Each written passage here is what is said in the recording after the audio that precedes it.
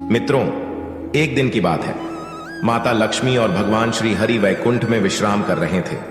तभी माता लक्ष्मी कहती हैं, हे प्रभु, आज मेरे मन में 3 प्रश्न उठे हैं। कृपा करें और मेरी मन की आशंका को दूर करें।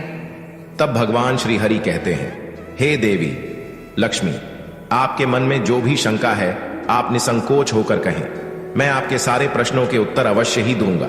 तब माता लक्ष्मी कहती हैं, हे प्रभु, मेरा पहला प्रश्न है, वह कौन सा घर है जहां एक पिता को अपनी कन्या का विवाह कभी नहीं करनी चाहिए।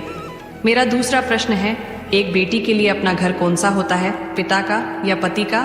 और मेरा तीसरा प्रश्न है, कौन से घर में बेटी का विवाह कर देने से उसका जीवन हमेशा के लिए यातनाओं से भरा रहता है और पुत्री सहित पिता को भी कष्ट भोगने पड़ते हैं। मित्रों, भगवान श्री हरि मुस्कुराते हुए बोले, हे देवी, आपने अत्यंत महत्वपूर्ण प्रश्न किए हैं, क्योंकि एक पुत्री ही पिता के लिए संसार का सबसे मौल्यवान गहना होता है, जो अपने हृदय पर पहाड़ जैसा पत्थर रखकर पराये पुरुष को कन्यादान करता है।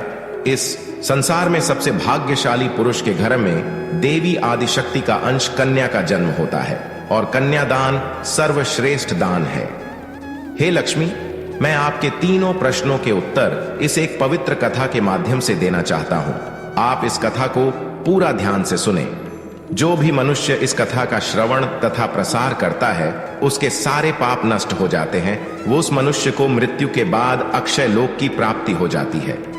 प्रिय दर्शकों, माता लक्ष्मी कहती है, हे प्रभु, मैं इस पवित्र कथा को पूरा ध्यान से सुनूंगी और मानव कल्याण हेतु प्रसार भी करूंगी।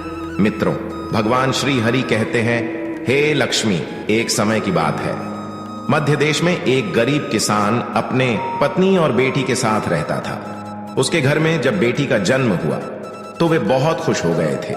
वह किसान अपनी पत्नी से और बेटी से बहुत ज्यादा प्रेम करता था। वे तीनों भगवान श्री नारायण के बड़े भक्त थे। रोजाना तुलसी को जल देना, पूजा पाठ करना, यह उनका नित्य काम था। किसान की बेटी अपने माँ बाप के साथ साथ वह भी नारायण भक्ति में लीन थी। किसान की पत्नी और बेटी बहुत ही गुणवान, रूपवान और संस्कारी थी। मित्रों, भगवान श्री हरि कहते हैं, हे लक्ष्मी, किसान अत्यंत गरीब होने के कारण नगर के एक व्यापारी सेठ के पास खेती के काम के लिए जाया करता था। उस सेठ का भी स्वभाव बहुत अच्छा था। वह किसान कई सालों से उनके यहाँ पर काम करता था।